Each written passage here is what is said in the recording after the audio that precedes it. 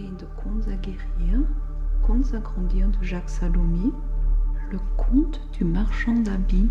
À une époque très lointaine, dans un pays dont je ne dirai pas le nom, vivait un marchand d'habits. Son magasin était tout à côté de la boutique d'un marchand qui vendait, lui, des années en plus ou des années en moins. Mais c'est du marchand d'habits dont je veux parler. Celui-ci vendait des habits correspondant aux sentiments que l'on désirait avoir et aux émotions que l'on souhaitait éprouver. Vous souhaitiez un habit tristesse? Il vous vendait un habit tristesse, grise ou noire, sur mesure, à la profondeur ou à l'intensité de votre choix, du chagrin au désespoir, en passant par toute la variété de la détresse. Vous souhaitiez un habit de joie? Il vous le taillait à vos dimensions. Il vous confectionnait sur demande un habit de bien-être, de plaisir, de jubilation, de rire ou seulement de sourire. Vous souhaitiez un habit d'amour? Il vous proposait un habit d'amour léger, d'amour transi, d'amour passion ou encore d'amour rage. Il possédait l'art incomparable de créer des amis au plus près de votre attente la plus intime. Un jour, un homme entra dans sa boutique et demanda un entretien privé. « J'ai besoin, dit-il quand il fut seul avec le marchand, d'un habit pour un sentiment très particulier. C'est un sentiment important pour moi. Je ne veux pas être aimé. »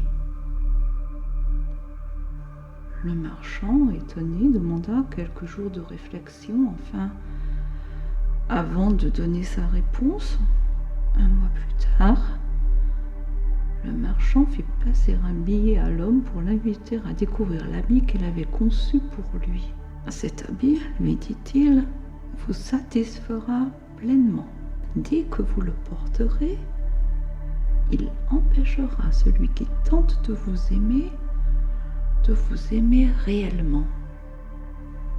Vous verrez, il aura beaucoup de mal à vous aimer et peut-être se découragera-t-il définitivement.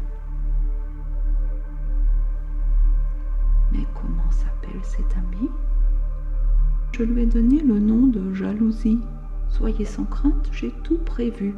Dès que vous le portez, vous avez tout de suite envie d'accuser l'autre de ne pas vous aimer assez. Vous lui reprocherez de s'intéresser à vous uniquement pour votre corps, pour votre argent, pour quelque chose que vous avez ou que vous n'avez pas.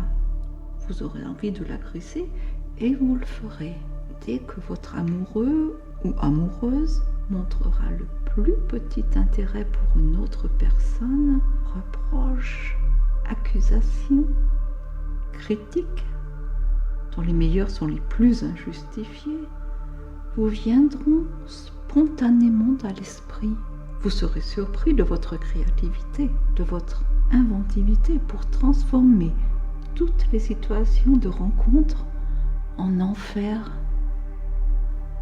pour vous-même et pour l'autre. Mais attention, il n'y a qu'une seule condition pour que je vous vende cet habit.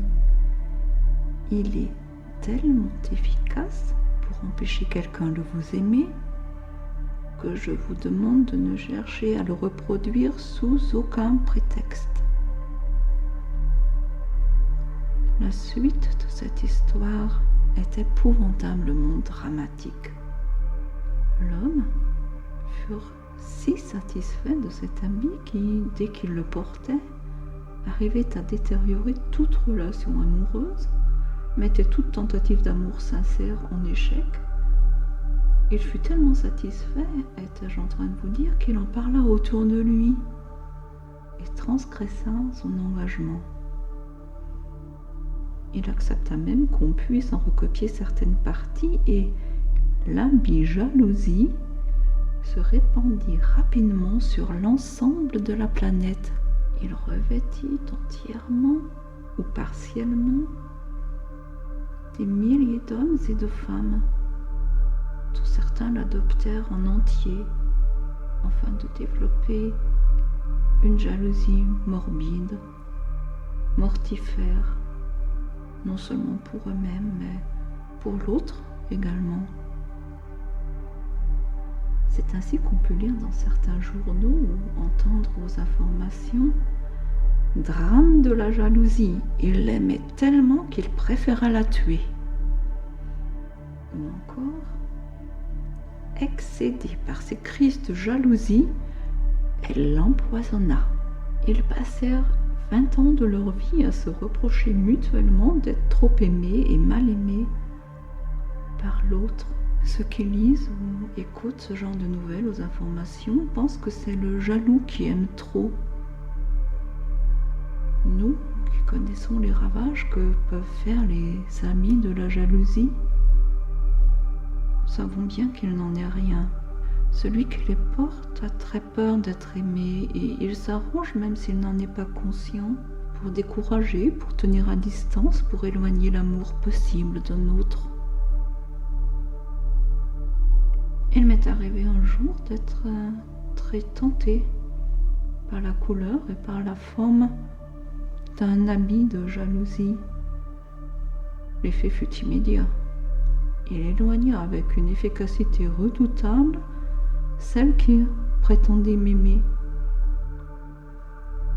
J'abandonnai rapidement l'habit, trop tentateur, mais le mal était fait. Je ne la revis plus.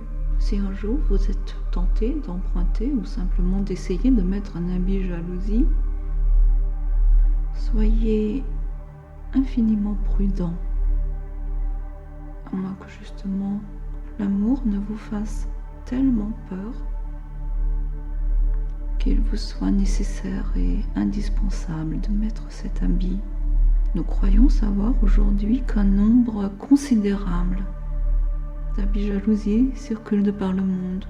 Certains sont portés temporairement, d'autres sont endossés avec beaucoup de constance pendant des années, car ils sont quasiment inusables.